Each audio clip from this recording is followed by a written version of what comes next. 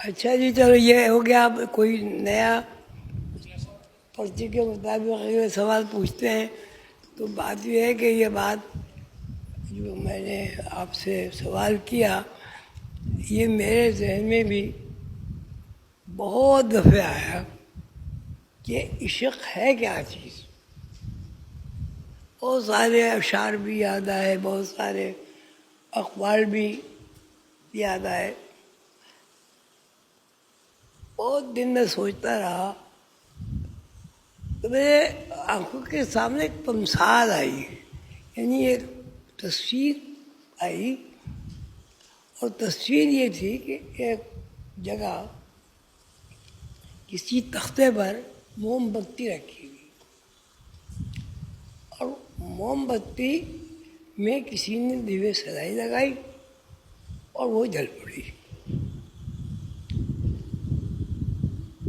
دیکھتے ہی دیکھتے وہاں ہزاروں پروانے آ گئے. کہاں سے آ گئے اتنے سارے پروانے؟ باہر وہ آ گئے, اور ہر پروانے کی خواہش یہ تھی کہ میں اس کو چھو لوں. یعنی موم بتی کا وہ جو شعلہ تھا اسے میں چھو لوں, یا اس سے بغل گیر ہو جاؤں, اس سے گلے مل لوں. وہ جاتا تھا اور جل کے گر جاتا. تو یہ بہت دیر تک میں دیکھتا رہا تو میرے ذہن میں یہ بات آئی کہ عشق یہ ہے کہ عشق کا اگر آپ نے راستہ اختیار کیا ہے تو اس طرح اپنے آپ کو غائب کر دو کہ موم بتی جلنے کے بعد دھاگا نہیں رہتا.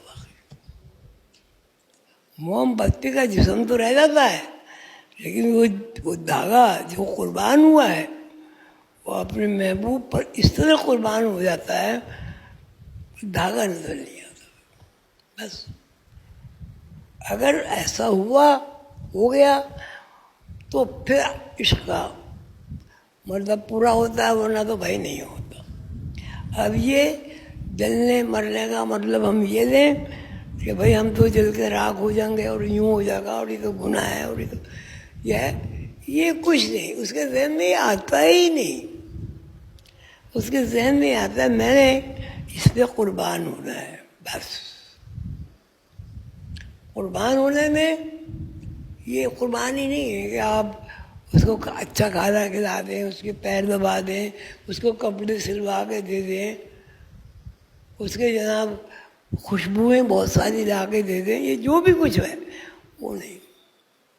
عشق یہ ہے کہ آپ اپنی انا کو جو موم بتی کے اندر روشنی بن رہی ہے, جو اپنی نمائش کر رہی ہے کہ میں ہوں, میں روشنی ہوں, اور پروانے آتے ہیں اس روشنی پہ عاشق ہوتے ہیں, اس سے گرد طواف کرتے ہیں. دیکھیے گا کبھی, اور زور سے جوش میں آ کے شعلے کے نظر ہو کے مر جاتے.